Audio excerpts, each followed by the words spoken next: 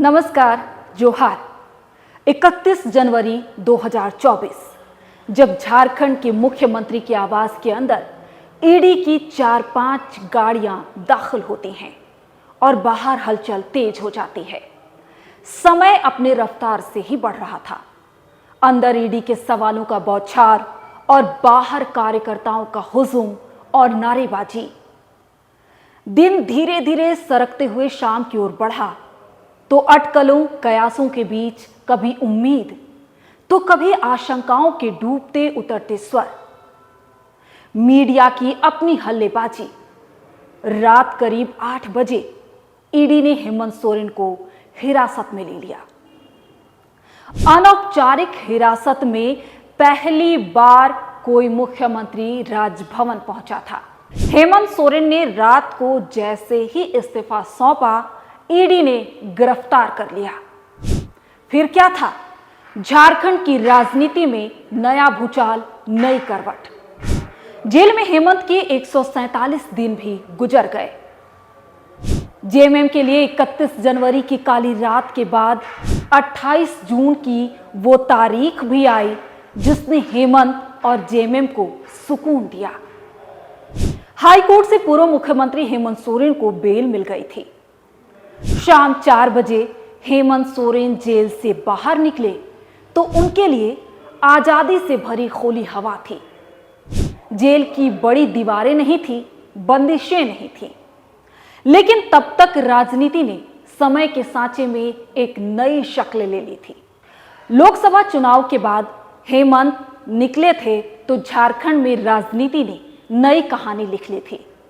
खुद हेमंत सोरेन को जेल में लेने गई उनकी पत्नी कल्पना सोरेन माननीय बन चुकी थी, यानी कि गांडे से विधायक। हेमंत के साथ चल रही उनकी पत्नी जेएमएम का एक नया चेहरा थी, जिसने उनकी पार्टी को लोकसभा में 2 अतिरिक्त सीटें दिलाईं।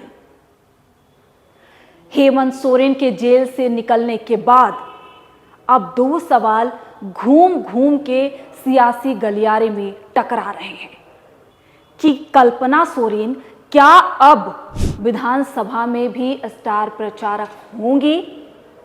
कल तक हेमंत के जेल में रहते हुए जिन्हें सीएम का चेहरा बताया जा रहा था, क्या वो फिर से दुनियादारी तक ही सिमटकर रह जाएंगी? ये सवाल सबके मन में कौंध रहे हैं। हाँ, एक सवाल और, क्या चंपई सोरेन, जिनको हेमंत सोरेन भी चंपई दा कहकर बुलाते हैं, उनकी पारी खत्म हो गई है? क्या पूर्ण विराम लग गया है? इन सवालों के जवाब जेएमएम के बदले तौर तरीके, हाल में पार्टी के कदमों और राजनीति की परिपक्वता से ही ढूंढना होगा, समझना होगा। ऐसा कतई नहीं लगता है कि पिछले 147 दिनों में जितनी कदमें कल्पना सोरेन ने चल ली हैं, वो पीछे होंगी या फिर की जाएंगी। अब तो वो जेएमएम की ब्रांड वैल्यू बन गई हैं। भीड़ से संवाद का तरीका भी सीख लिया है। राजनीति की बाजीगरी में भले ही कम हो, लेकिन कल्पना ने लोगों का नब्ज पकड़ना सीख लिया है। ऐसे में कल्पना आने वाले विधानसभा चुनाव में मोर्चे पर रहेंगी, ये तो तय है। ये अलग बात है कि वो सीएम का चेहरा होंगी या नहीं।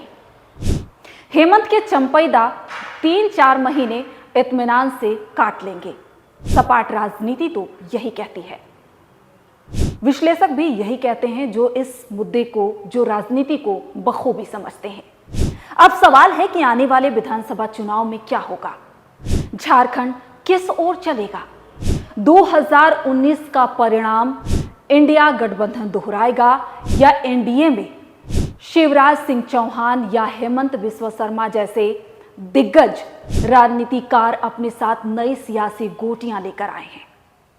लोकसभा चुनाव में 8 सीट लाकर क्या बीजेपी अंदर से मजबूत हुई है? क्या बीजेपी के कार्यकर्ता उत्साहित हैं? या फिर 5 ट्राइबल सीट जीतकर इंडिया गठबंधन गदगद है? विधानसभा चुनाव में कई फैक्टर हो सकते हैं। जेल से छूटने के बाद हेमंत के प्रति सहानुभूति कम होगी या ये नैरेटिव सेट हो जाएगा कि हेमंत को फंसाया गया था, जानबूझकर हेमंत को जेल भेजा गया था। संथाल से कोल्हान तक अगर हेमंत अपना दर्द, अपने आंसू बांटने लगे तो क्या उसे डैमेज कंट्रोल को बीजेपी रोक पाएगी? बीजेपी कितनी मजबूती से भ्रष्टाचार और रोजगार को चुनावी एजेंडा बना पाएगी?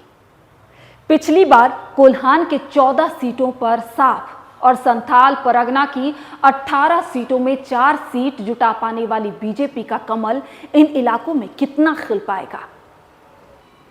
बहरहाल ये समीकरण, ये बातें सब भविष्य की चादर ओढ़े हैं, लेकिन इतना है कि हेमंत सोरेन के जेल से बाहर आने के बाद झारखंड विधानसभा चुनाव की लड़ाई और मिजाज बदल गई है।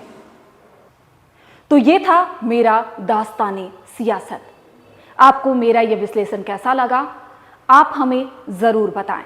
आप हमारे वीडियो को लाइक करें, शेयर करें और सब्सक्राइब जरूर करें।